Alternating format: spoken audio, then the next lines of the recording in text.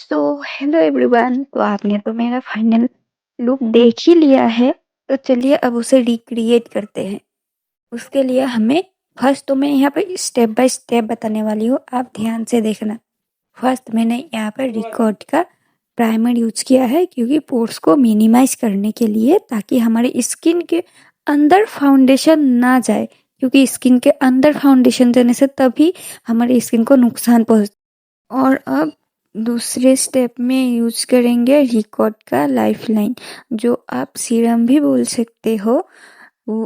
ये लगाने से मतलब कि आपके फेस पर जो स्वेट आता है, पसीना, वो 50 to 60% कम जाती है। वो नहीं आता स्वेट। आप इसे डायरेक्टली फेस पर यूज करने के बाद फाउंडेशन में भी यूज कर सकते हो। मैं करके दिखाऊंगी फाउंडेशन में भी, ताकि आपको आसानी हो।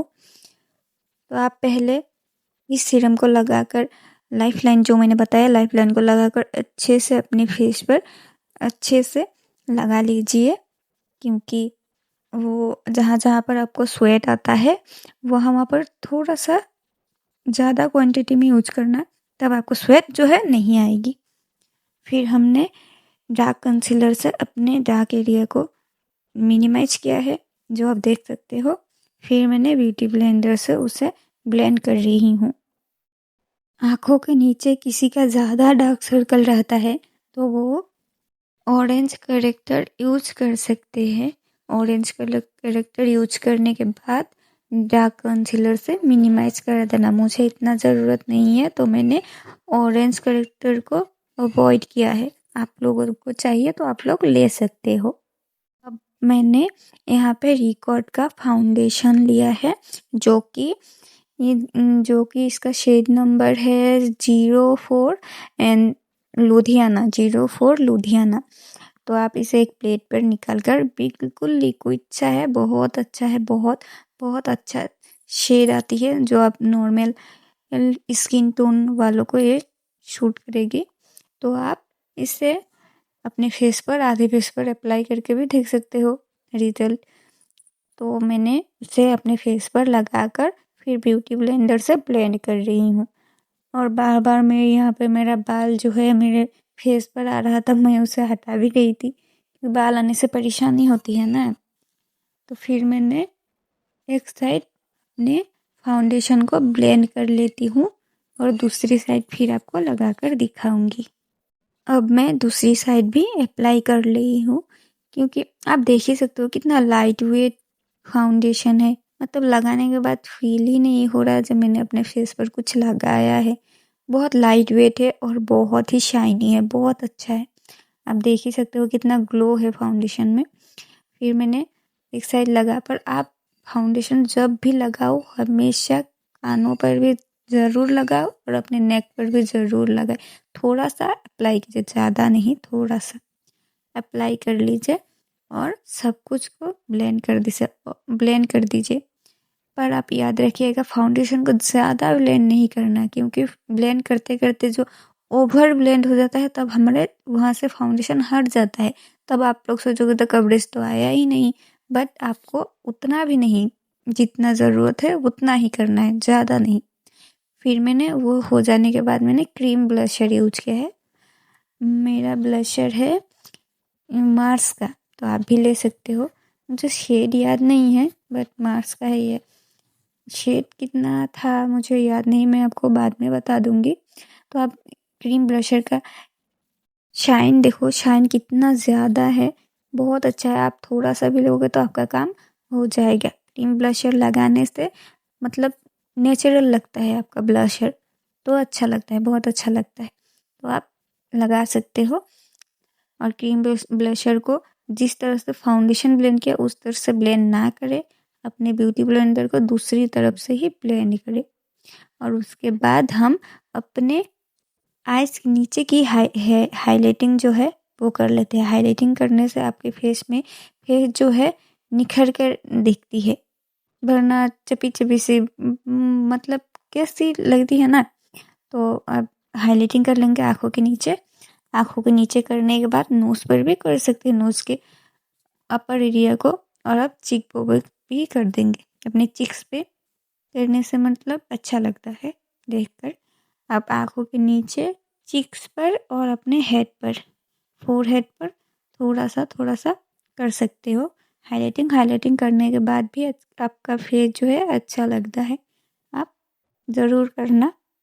हाइलाइटिंग करने के लिए आप रिकॉर्ड का या फिर फॉरएवर 52 का, जो भी आपको अच्छा लगता है, जो भी आपके बजट में हो, या फिर आप मार्स का भी ले सकते हो। जी हाँ, आप मार्स का भी ले सकते हो कंसीलर, उससे आप हाइलाइटिंग कर सकते हो। और अब अपने हाइलाइटिंग जहाँ पर आपने हाईलाइट किया है वहाँ ही ब्लेंड कीजिए। वो प्रोडक्ट जो है दूसरे जगह पर लेकर मत जाइए, वहीं पर आपको ब्लेंड कर देना है। आँखों के नीचे ही हल्के से ब्लेंड कर देना है।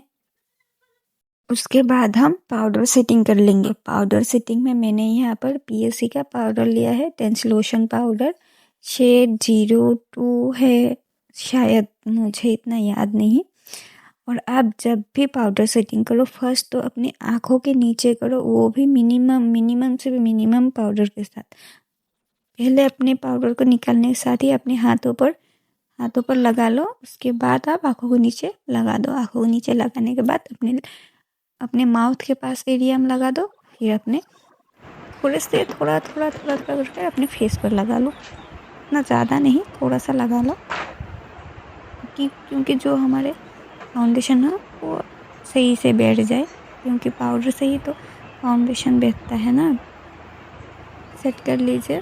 पाउडर से सेट करने के बाद हम दूसरे प्रोसेस की ओर बढ़ेंगे। अब हमारा पाउडर सेटिंग हो गया कंप्लीट।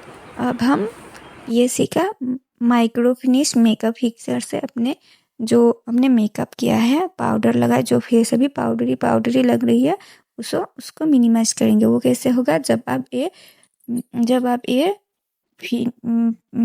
मेकअप फिक्सर को अपने फेस पर अप्लाई करेंगे, उसके बाद आपका पाउडरी जो फेस लग रहा है वो अपने आप ही सेट हो जाएगा। अब हम हमारा आई मेकअप कर लेंगे। आई मेकअप बहुत सिंपल सा है, क्योंकि मुझे इतना डार्क कलर पसंद नहीं। तो आप मीडियम ब्राउन और डार्क ब्राउन से एक सुंदर सा आई मेकअप क्रिएट कर सकते हो, जैसे मैंने किया है। आप देखते जाओ। पहले तो आप इस मीडियम ब्राउन से अपना आई लिड के एरिया जो है वो वो आप सेट कर लो बहुत अच्छे से, दोनों ही आँखों पर। उसके बाद अब डार्क शेड लेकर अपने कॉर्नर पर जो है अप्लाई कर दो। दोनों कॉर्नर पर अप्लाई करने के बाद शिमर लेके, अगर आपके पास शिमर नहीं है तो आप हाइलाइटर में से हाइलाइटर लेके अपने आँखों के कॉर्नर पर लगा दीजिए। इससे आपका आँखें बहुत सुंदर लगती है। जो मैंने यहाँ पर किया है, आप स्टेप बाय स्टेप देखिए, आपको पता चल जाएगा। यहाँ पे मैंने अपने ब्रश को भी चेंज किया है, क्योंकि जो ब्लेंड करने के लिए वो मैंने थोड़ा बड़ा ब्रश यूज़ किया था, और कॉर्नर पे जो थोड़ा सा छोटा ब्रश यूज़ किया था मैंने। आप देख ही सकते हो वीडियो में, क्योंकि वो ब्लेंडिंग, जो बड़ा होता है वो ब्लेंडिंग ब्रश होता है। यहाँ पे मैंने आई मेकअप पे मैंने 3 ब्रश यूज़ किया है, एक ब्लेंडिंग ब्रश और एक जो कॉर्नर पे हमने डार्क शेड यूज़ किया था, और उसके बाद हाईलाइट करने के लिए हाइलाइटिंग ब्रश। अब मैं आईलाइनर यूज़ कर रही हूँ। एक आँखों में तो मैंने लाइनर लगा लिया, बट इस आँख में ही तो प्रॉब्लम है, किससे लगाऊँ? मुझे आईलाइनर लगाने में मेरा हाथ जो है भूकंप जैसे कांपता रहता है। आप सबका भी शायद ऐसे ही होता होगा, पर मुझे बहुत प्रॉब्लम होती है एक आँखों में लगाने। सो हमारा आई मेकअप भी हो गया फाइनली, आईलाइनर लगाना भी हो गया। अब हम लगाएंगे मस्करा। मस्करा आप लगा लो। मस्करा से आपके जो आँखें हैं वो बहुत सुंदर दिखती है। मुझे तो मस्करा बहुत पसंद है। मुझे आप बताकर जाना आपको मस्करा पसंद है या नहीं, पर मुझे बहुत पसंद है। अच्छे से लगाने से तो सब कुछ ही अच्छा लगता है। मस्करा आप अपने दोनों आँखों पर लगा लो अच्छी तरह से। दोनों ही आँखों पर अच्छी तरह से लगाने के बाद हम अब अपने लाइनर से ही, जो हमने आँखों में लाइनर लगाया था उससे ही मैं अपनी बिंदी बना लूँगी, क्योंकि मुझे ब्लैक बिंदी बहुत पसंद है। तो मैं उसी से ही आईलाइनर से ही बिंदी लगा लूँगी।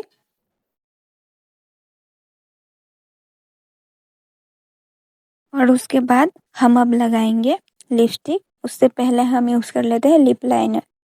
लिप लाइनर लगाने से हमारे होठों की जो खूबसूरती है वो और निखर जाती है, क्योंकि लिप लाइनर से हमारे लिप्स पर एक लाइन ड्रॉ होती है, जिसके जिसके वजह से हम समझ पाते हैं हमारे लिपस्टिक को कितनी मतलब कैसे लगाना है। और लिप लाइनर लगा के ही ज़्यादातर लिपस्टिक लगाया जाता है, क्योंकि मुझे लिप लाइनर तो बहुत पसंद है। और सबको पसंद है या नहीं मुझे ज़रूर बताना। ये ब्राउन कलर का लिप लाइनर है और ये मार्स का लिप लाइनर है। उसके बाद हम लिपस्टिक लगा लेंगे। वैसे तो ये रेड कलर का लिपस्टिक है, वैसे मोबाइल में ये थोड़ा थोड़ा पिंक दिख रहा है, बट ये रेड कलर है, पिंक नहीं है। बट मोबाइल में पिंक थोड़ा थोड़ा पिंक दिख रहा है मुझे।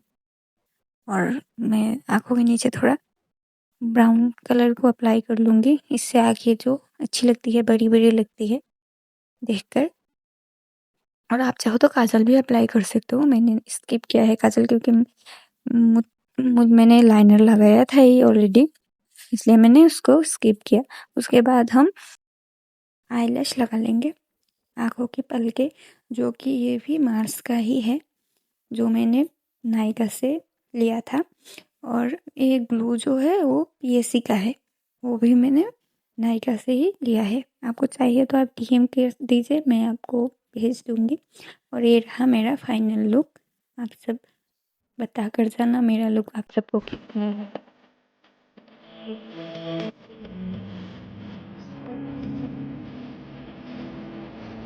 वीडियो में अभी के लिए बाय बाय।